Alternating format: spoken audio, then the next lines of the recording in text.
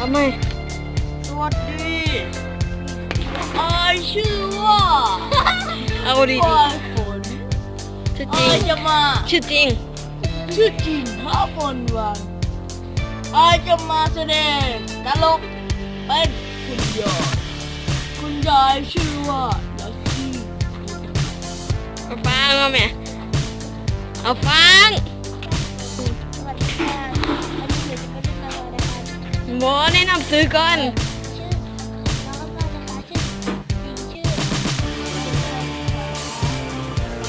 เนี่ยจะเป็นตัวอะไร เป็นตัว ชื่อ เอาชื่อบอกไปแล้ว เอาซื้อตัวละคร เอาตัว ลูซี่ โอ้โห ลูซี่ลูตูด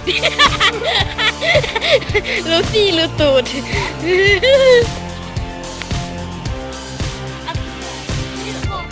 เอาลูตูด ลูซ่า ลูซี่ ลูซ่า